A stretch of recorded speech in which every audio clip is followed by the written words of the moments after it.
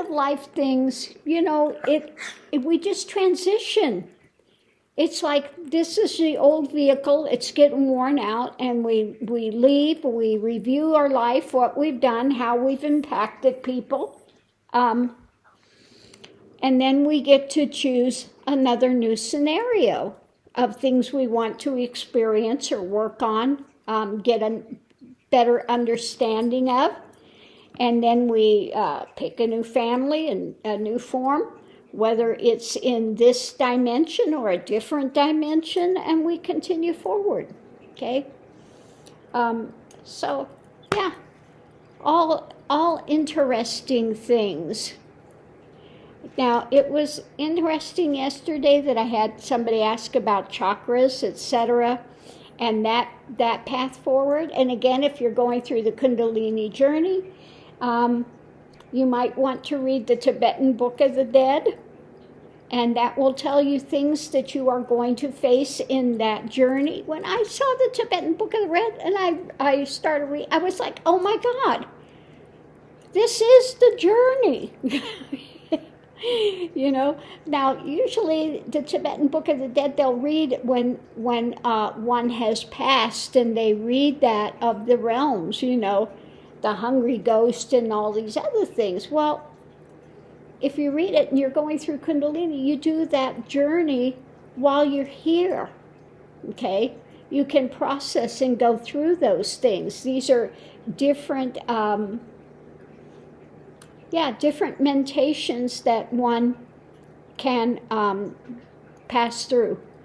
These illusory things of, So the minute I read the Tibetan Book of the Dead, I was like, hello?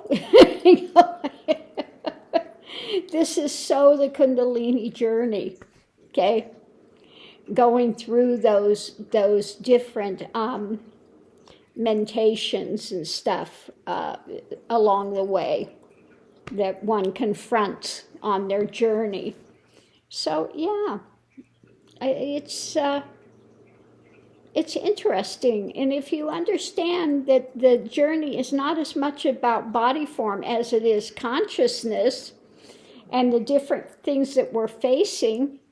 Now, some of the difficulty is when people are really attached to the form and they make it about the form. The form is like the computer. Consciousness programs the computer, okay? The computer does not program consciousness. We had scientists that had it backwards. The brain creates consciousness. No, consciousness programs the brain, okay?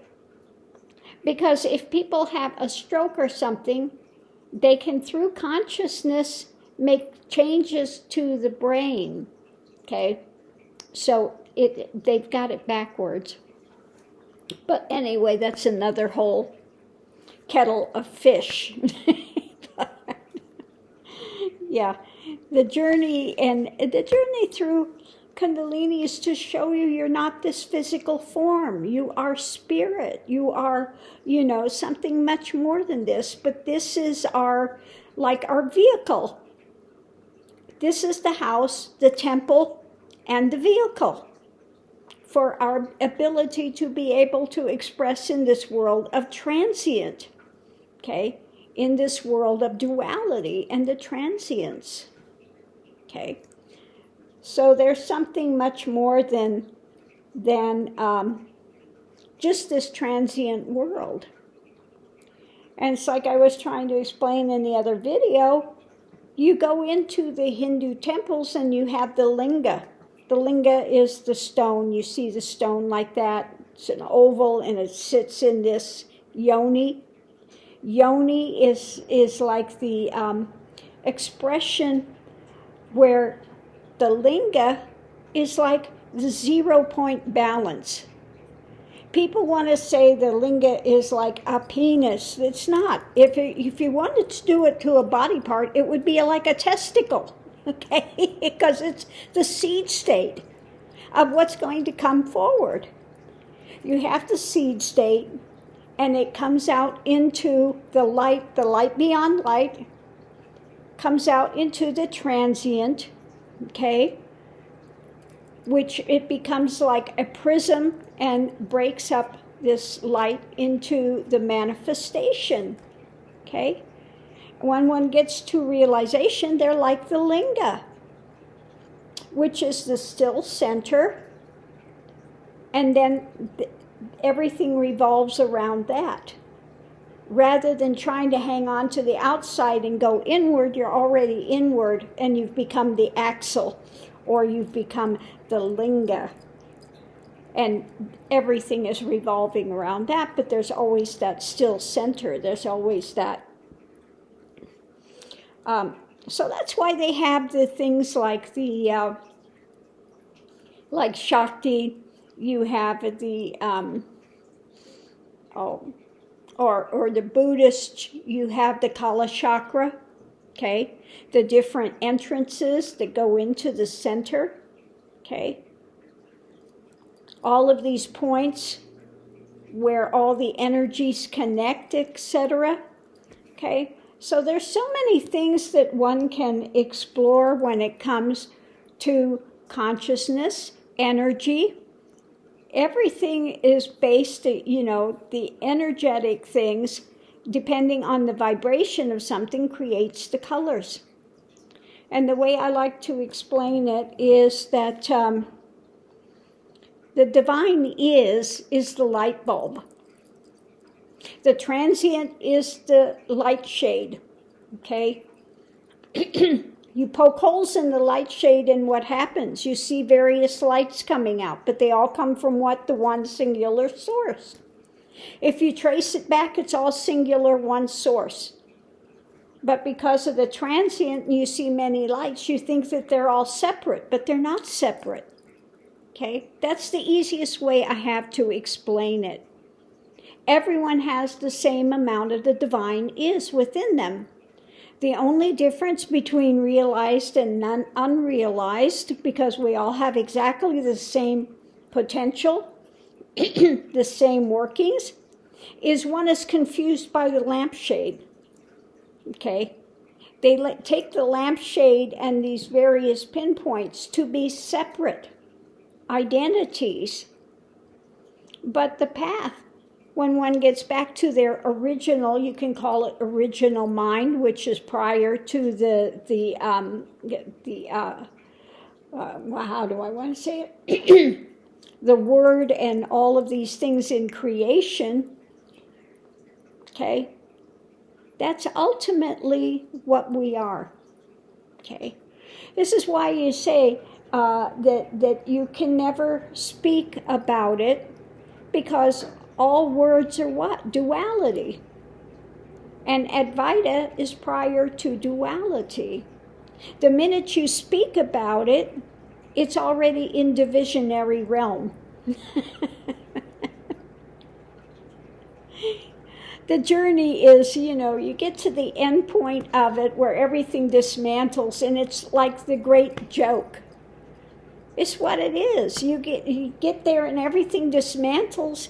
Everything you thought you knew is blown out immediately, okay? And you just laugh because you think you're separate, and you run here and you run there and try to find out, I got to find God, I've got to find this, I've got to go here, I've got to go there. You find out you couldn't have gotten away from it if you tried, because it is inherently life.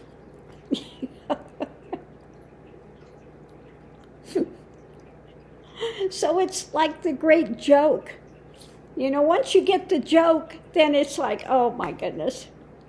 And when you start the journey, maybe you're in pain, and that's what starts you on the journey. So actually those things are open doors to explore, to get one to explore. That's why I say they're left-handed blessings. I look back on my life, and I had no support from family or anything like that. It caused me to go within. It started my journey. So it was a left-handed blessing in the end. If I would have had a lot of external support, maybe I would have never been willing to do the journey. but you just want to get out of pain. You'll do anything to get out of pain. I want to get out of this world. I want nothing to do with it. I was in pain all the time, depression and flashbacks and, drama. And that opened the door to the exploration. And then when one gets to moksha or liberation and you become a liberated being, you saw the only thing you need to be liberated from was the mental spin of the scenarios that one creates around the poor me saga. The pity party band, which we can be the great drum major of the pity party band for quite some time. But then again, when everything dismantles and you see the joke of the universe, it's, Again, then you find out, you go back into life again. You start here, you do the cycle, you wind up back here again, but you're on a different level, a different layer of understanding, of knowledge, okay? So, yeah, it's revealed. And it's so simple in the end. But we are so consumed with externalized happenings of wanting to try to, most people live in fear, lack, fear, if only, all of that stuff, okay? And it really, the biggest part of the journey is sitting and reflecting and watching what happens. You watch the mind stuff as it's coming in, how it affects the physicality, how it affects the emotions, how it creates another storyline. And you follow that storyline back and then really look at it, okay? If you're coming out of a lot of trauma, mental trauma that you've had put on you from whether childhood, whether it's parents or other people, if you follow it back, you look and you see that it really had nothing to do with you. It had to do with somebody else's failings and things that they did not handle in their life. That's why the Bible says the sins of the father are perpetrated on the son. Okay, you're raised with their illusion, their delusion, the things that they have not handled in their own life, and you become the target for that. You become that, So once you see that, oh, this is coming from their mental illness, from their things they have not had nothing to do with me. Okay? Absolutely not. And then at that point, you can let go of it. Give it back to them. Here, you want that saga? You can have it. It's all yours. But I don't need to take it on anymore. I don't need to carry that burden. Okay? Has nothing to do with me. So that's, again, part of the journey, is to sit with it. But so many people don't want to sit with it and look at it. They want to run away from it, whether you're doing drink or drugs or partying or, or whatever it is, to try to numb that pain because don't want to look at that pain. I want to hide it. I want to cover it over. But that doesn't solve anything because it's always in the background pushing one, okay? So one has to be willing and come to the point of stopping and seeing that these are open doors. But are we willing to walk through them? Okay? That's the labyrinth of the path. We have to go through the maze and the labyrinth. And in every labyrinth, you have places to go through, and then you have points of where it's not going anywhere. Okay? So yeah, it's the journey. Okay? We have the journey of life. And just what is it you're here to explore, to learn, to celebrate, to rail against? Okay?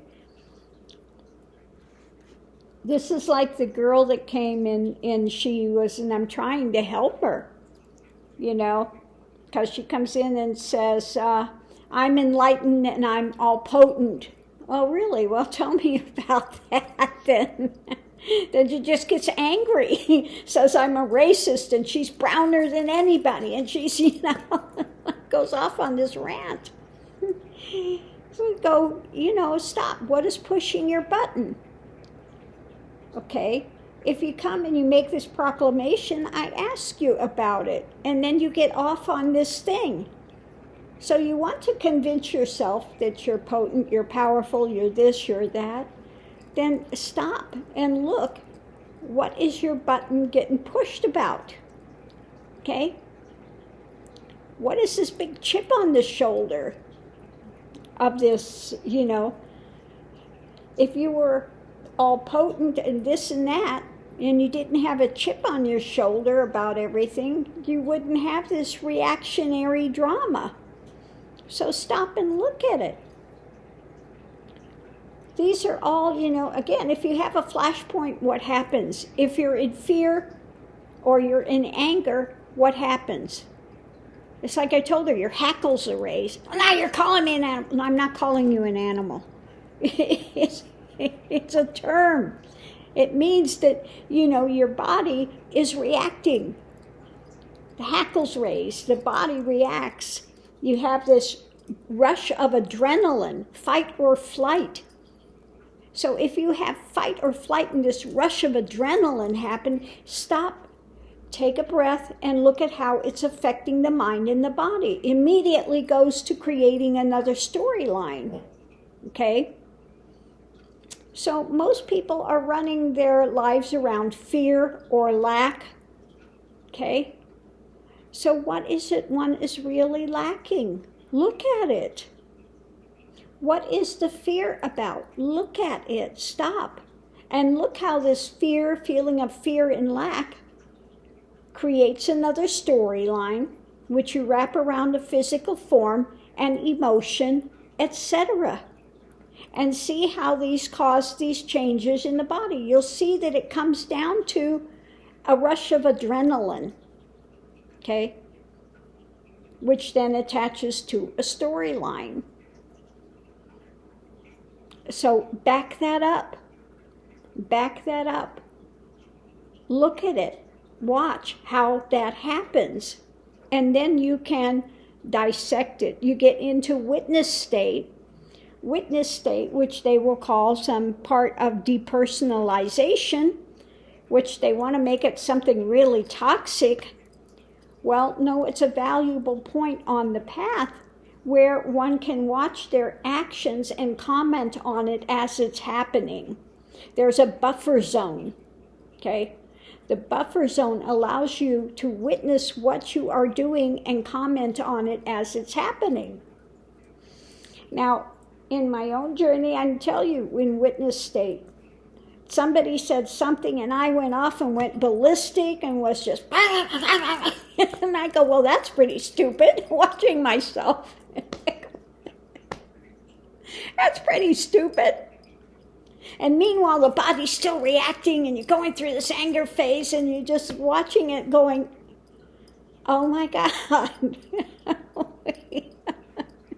How stupid is this? So some of that point of witness state, or a bit of that depersonalization where you have that buffer zone, is part of the journey. So that one can watch the actions and get a handle and see what's taking place. You can't change something if you can't see it. Well, once you see it, then these things can be worked on. It's like I have one student that works in the mental health field of also drug interactions and stuff with first responders. And what I have them do, and this has worked quite well with her and her clients, is they come in and you do a collage, okay? And you can see the inner workings of where people are stuck. So you do the first collage, And you go over it, sit with them, and go through it, and you can see what is running the subconscious mind. So the second part of it is, this is where you're at. Once they see it, they can physically see it, because you're not telling, they're doing this themselves. Okay? You can show them, this is what we have, and you discuss it. Okay? The second step is, well, this is where you're at now, and this is what's running the mind play. Where do you want to be? So you do a second collage, and they put on there where they would like to be, what they would like to have in their life that's not there now. So then you go over the second collage with them.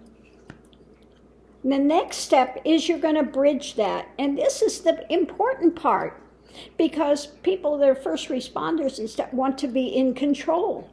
So the last step is the bridge, or the map. I call it the bridge or the map. You've got this big chasm. You're here now. This is fueling the difficulties in life, okay? The subconscious things, and you want to be over here. Okay, well, we need to make the map and the bridge. Now, the last one, you make the collage of what steps do you need to take to get from here to there. And this is their own plan of treatment for themselves. They have to see it. It's not somebody else saying, you need to do this and you need to do that, and it doesn't work for somebody that wants to be in control of their life. They have to see the steps. And then once they put that in there, they have their own map on how to move forward. It's in their hands. Your life is your journey, and it's in your hands. So this is one thing that I developed and put out there that can be quite valuable to people that are making the journey. And you want to look at the psychology of things that are running behind the scenes, okay? So I've had people that have used it and done quite well, okay? Especially with drug treatment programs, that type of stuff, because if you're doing drugs, you're trying to numb yourself from something. You're running away from something. You're not seeing, you're not, there is something that is causing pain that you want to numb yourself from, okay? And again, in order to change it, you have to be able to see it first. So I developed this methodology, and it works quite well. Because once you create that, you've got a blueprint right there that you can see visually and connect with, okay? And then you can make your bridge, you can make your life plan. These are the steps I need to take in order to get from here to there. Okay, so that's another thing that I happen to have developed that can aid people, that can aid them to move forward in their life. Okay, so anyway, I'm going to end this here and get back to my juice and my egg and my juice and my coffee. When I open these up in the morning, I have no idea what's going to come forward. But apparently the universe is saying it's time for this to be spoken about and brought out and stuff. And, people originally come to my channel and they think that all I'm doing is reading cards, what can you know? Well, they don't know that I did the journey, 30-year journey through Kundalini. Completed, in 1999, and since then nothing has changed, okay? It all dismantled and entered a new cycle, a new understanding, a new wisdom, if you will, and then put that out as well as I can to those that are wanting to know, wanting to have that established. Okay, so the tarot is my fun time. Okay?